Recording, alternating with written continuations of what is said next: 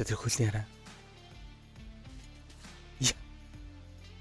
Яа, тэр хараачтай бүр ингээд бүтэн шагаагаараа гიშгсэн байгаа зү та тэрийг хардаа.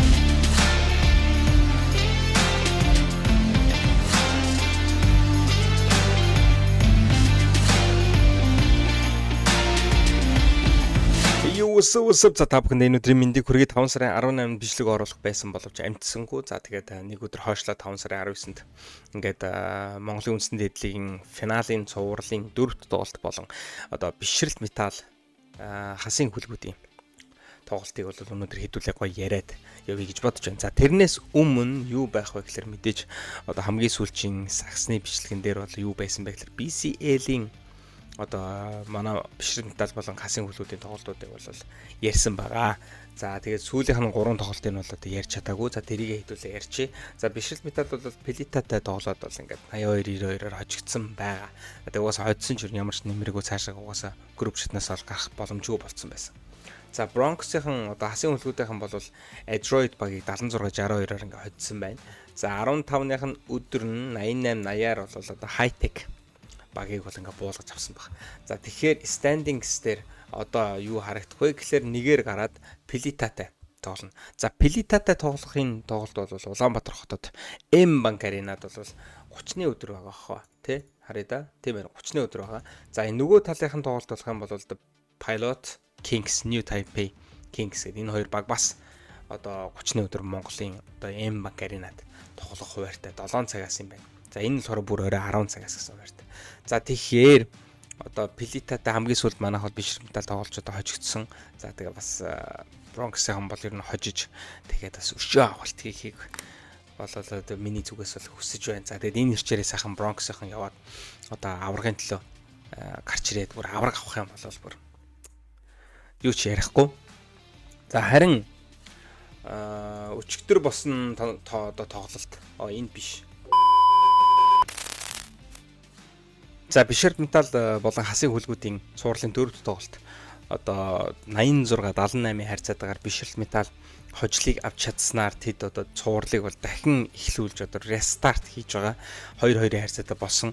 За одоо цувралын 5 дахь тоглолтын дээр хин ер нь одоо хожиж давмгааллыг авна тэр баг ер нь бол тэгээд төрүүлэх магадлал бол одоо асар өндөр болно, асар том боломжийг бол аавн сэтгэл зүйн хувьд ч гэсэн давуу талыг авахаар байгаа. За хэдүүлээ одоо нэг уламжлалт ёсоор үндэснийхээ дээд лигийн одоо статистикийн одоо аль бие усны нэг юм хуудсыг гаргаж ирээд хэдүүлээ хардаг шүү дээ тий. За тэрийгээ бол харъя. За ингэж байгаа. Яг одоогоор бол бишрэлт металлд оноо авалтаараа хамгийн их оноо авсан хүн бол мэдээж Byron Wesley. За Byron Wesley байхгүй одоо сүүлийн хэдэн тоглолт бишрэлт металлын тоглолтуудыг ер нь ажиглахад бол маш унтаа байдалтай, маш ингээд нэг юм тийм эзэнгүй орон зай үүсчихэж байгаа юм шиг те хүн байхгүй байгаа юм шиг. Тиймэрхүү мэдрэмжийг бол өгөөд байгаа. За харин өчигдөр бол Ууган баярын хувьд бол маш онцгой өдөр бас бид бүхэнд бол харууллаа. Яагаад гэх юм бол Ууган баяр өчигдөр 18 он авсан. За 10 самбраас бөмбөг авалтыг хийсэн байгаа. За тэгээд ингээд нэг бөмбөг таслалт 4 ассистент тэргээд ер нь бол өчтөр Ууган баярын хувьд бол үнэхээр янзтай тоглолтыг бол хийж одоо Byron Wesley-гийн хамтаар ер нь бол ялтыг авсан гэхэд буруудахгүй.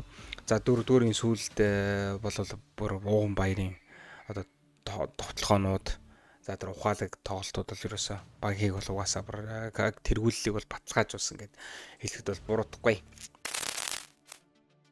За тэгээд бусад тоглогчийн хувьд бол 10-аас дээш он авалтыг хийсэн хүн бол байхгүй. 8 оноотой 2 тоглогч байгааг та бүхэн бас харж байна. Сүхбат болон Инх Баясгалан. За тоглолтын юуг нь ер нь бол дараа нь ярив. За харин нөгөө талаас хасын хүлгүүд 10-аас дээш оноо авалтыг хийсэн тоглогч 3 байна гэж. Хамгийн ихнийх нь бол Саруул Эрдэнэ өчтөр 13 оноо авсан байна. За мэдээж доор нь одоо Young Miller, Tolbert гэхэд Jordan Tolbert гэдэг энэ хоёр нөхөр бол угаасаа одоо энэ багийг бол одоо ялчгүй бэлгүүн одоо ингээд бэртэлтэй байгаа үед бол угаасаа жирхээс өөр арга байхгүй өөр сонголт байхгүй хамгийн гол нь. За Jordan Tolbert-ийн хувьд бол одоо яалтчгүй бас илүүрхэх. Тэгээд одоо энэ яалтчгүй нэг финалийн тоглолт учраас ингээд нэлээд контактыг үүсгэсэн нэг тиймэрхүү тоглолтыг бол хийгээд байгаа. За Young Miller-ийн хувьд бол өчигдрийн тоглолтод харьцангуй орой ер нь бол тэ 3 дугаар үе дээр маш их одоо 3-аа шидсэн довтлогоонуудыг хийсэн. Одоо тэ 11-ээс 5 удаа 3-аа шидсэн байж байгаа. За бүхлээрээ Young Miller тоглолтод нь орсон тоглолт бол ер нь зогсооход бол хэцүү байдаг гэдгийг бол бид бүхэн харсан. За азар өчигдөр бол одоо Бишрт Металлын Byron Wesley бүх тоглогчдоос илүү ээж ингээд одоо ялалтыг бол авлаа.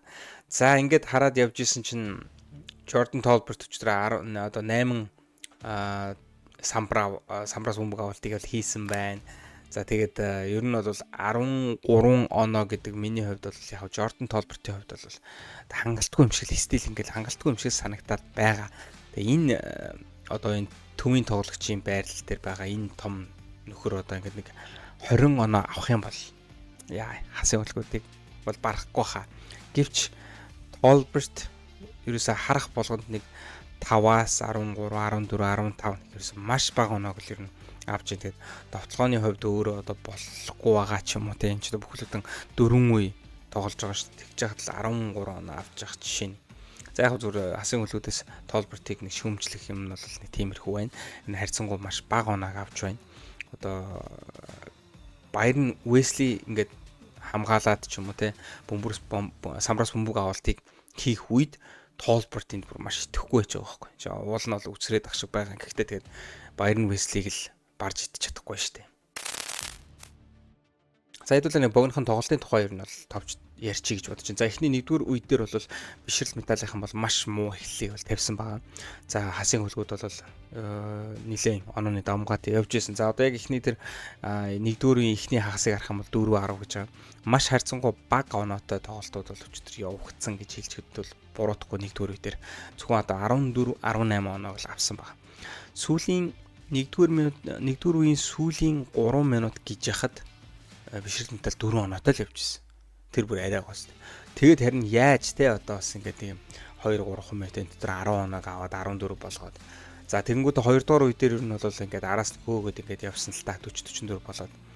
За тэгэнгүүтээ 2 дугаар үе эхлээд 3 дугаар үе дөнгөж эхлээд Бишрт Металл илүү тэргүүллийг аваад ингээд явсан. Тэгээд яалтчгүй жинхэнэ нөгөө нэг өрсөлдөөнтэй дээр дөрөө орсон гоё финалийн тоглолтыг бол одоо 2 дугаар үеийн сүүлээс ч юм уу те ингээд ер нь 2 дугаар үеэс үтсэн гэж хэлж болох юм байна. За 3 дугаар үе гараад ирсэн Young Miller энэ тоглогч бол 3-аас хэд дараасан шидэлтийг бол хийж байсан, довтлогоонуудаа оруулж байсан. Тэгээд хамгийн их ер нь бол оноо авалтыг хийсэн үе нь бол 3 дугаар үе болсон байх Young Miller-ийн хувьд бол.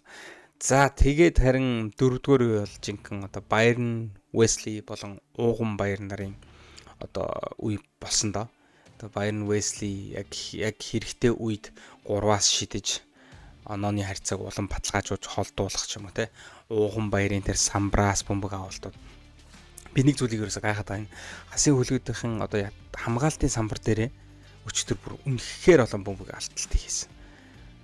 Одоо харьцангуй өндөр нуруутай хүмүүс байгаад байдаг. За тэгээд Tolbert-ийн тэр windmill хийж тохох гэж байгаад ганцаараа суулгаарч чичээд windmill хийж тохох гэж байгаад алддаг ч юм уу те. Ингээд нэг юм арай нэг тийм бардаад байгаа байхгүй юу? Нэг тийм эдгээр уус намхан юм чи ч гэдэг юм. Эсвэл эдгээр ингээд авч чадахгүй юм чи. Даанч нөгөө Бишрт Металлын залуучууд нь маш хурдан юм. Энд одоо шидчээд 3-аас шидчээд доошоогоо орж бөмбөгөө аваад 2 дахь боломжийг үүсгээд шууд тэр дороо эргэж хараа шидэд оноо авалт юм. Зөв доромжилж байгаа шүү дээ хасын хөлгүүдийг бол тэгээд тэр байдлаа одоо хасын хөлгүүдийнхэн жоохон одоо юун төлөө өндөр нуруутай хүмүүс байгаа байлээ. Тэр мэрийгээ жоохон бодоод одоо энэ Byron Wesley-г хамгаалах энэ угаасаа одоо тактик дээр нэмээд 2 дахь боломжийг ядаж хамгаалтын самбартаа өгөхгүй байвал Бишрт Металл нэг бол тэгж давраахгүй байх юм шиг надад бол санагдаад байгаа. Тэгээд яалтчгүй одоо 4 дугаар үе дээр бол тэр уугагийн за өшөө тэр одоо энэ самбраас бөмбөг авалтыг хийсэн тоглогчдыг харъя л та. Ууган Баяр өстөр 10 гэж байна. Доор Byron Wesley бүр 10 болцсон те. За тэр доор хин 4 биш 3-тай тоглогч юм бол мөнх чөдөр гэж байна. За ер нь бол харьцангуй ер нь бол самбар сүмбэг авалтыг бол бишрэмтэл ахын бас маш сайн хийсэн байгаа байх гэж би бол бодоод байна. 39. За харин нөгөө талд бол бас амар самбар хийжээ 44 гэж байна. За тэгээд ингээд харахад үзэхэд тэгээд яалтч одоо төгсөлийн эцсийн мөчөдөл Bayern Wesley бол амар тоглогч юм амар тоглогч. Тэгээд одоо өмнө нь би нэг дугаар дээр нэг азар хийчлээ мэтлээ гэдэгсэн. Тэгээд тэрийг бол одоо хэд дараас нь тоглолтыг үзээд бас мэдэрч байна маш мундаг тоглогч байна те. За хэдүүлээ нэг энд нэг бичлэг байгаа. Уугагийн нэг бичлэг яг өчтөр гимтсэн. Тэрстэй амар юм басан. За энийг нэг хэдүүлээ харнаа. За я. Та нарыг харсан уу сая? За энэхүү бичлэг бол Pass Саксон бөмбөгийн сургалт гэдэг Facebook-ийн хуудсан дээр хуудсан юм уу? Одоо юун дээр профайл дээр бол орсон байна. Одоо тэр хөлний хараа. Яа, тэр хараачтай бүр ингэж бүтэн шагаагаараа гიშгсэн байгаа зү та нарыг хардаа. За надад нэг юм туршлага бий. Одоо яг би бол одоо ингэж сакс тоглож байгаад яг ингэж бүтэн шагаагаараа гიშгэж ийсэн. Тэгээ гიშгээд ерөөсөө газар буугаал шагааг харсан чинь ингээ памбагаа амар хавтцсан байсан. За өчигдрийн хувьд буугагийн хувьд шууд энэнийхаа дараа тоглолтоо тэг ингээ чөлөөчлөлтөд шидээд тоглоод ингээ бүр дуусгасан. Үнэхээр харахмар байсан. Гэхдээ тэр бол маш эрсдэлтэй зүйл. Дараа нь яг ямар сөргөнлөг гарахыг бол мэдэхгүй. Ялангуяа финалийн тоглолтын дээр үргэлжлүүлж иймэрхүү одоо бэртэлжтэй одоо юу гэдэг иймэрхүү зүйл болсны дараагаар үргэлжлүүл тоглоно гэдэг бол эрсдэлтэй алхам. За тэгээд харьцангуй өчтөр гайгүй байсан. Өөрөө яваад исэн хавцсан зүйл бол байхгүйсэн. Гэхдээ яг нөгөө нэг халуун дээр байгаа одоо хүний бие чинь халуун дээр байгаа үедээ ер нь бол харьцангуй бас эффект нөлөө бол арай бага байдаг. За унтаж босч ирээд ч юм уу маргааш нь тэргээд нэлээ бас тийм хавтар янз бүрийн болох магадлал маш өндөр байдаг. Тэгээд харьцангуй бас ингээд иймэрхүү одоо зүйл болсны дараагаар гайгүй байгааг нь харахад бол үнэхээр thank you so much те.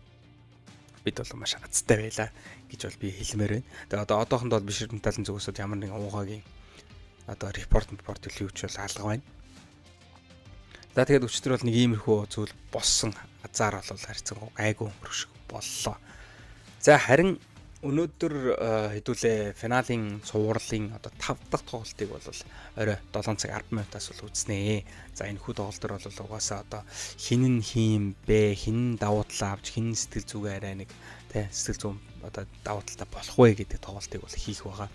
За тэгээд бишрэлт өнөөдөр бол хасыг хөлгүүдийн талбайн давуу тал гэж талбайн давуу тал юм биш үү те 5 талбайн давуу талтай тоглох байх. За тэгээд 6 дахь тоглолтыг бол бид угаасаа үзэх нь тодорхой болсон. За миний яг хүсэдсэн зүйлээ өмнө та хэлжсэн шүү дээ. 7 тоглолт үзмээр байна. Яадаг ч байсан зүгээр 7 тоглолтыг бол үзмээр байна. Хэрвээ 7 дахь тоглолт гарах шаардлагатай болох юм бол дараа 7 хоногийн нэгд өдрийн одоо бас 7 цаг 10 минутаас ингээ гарахаар байгаа.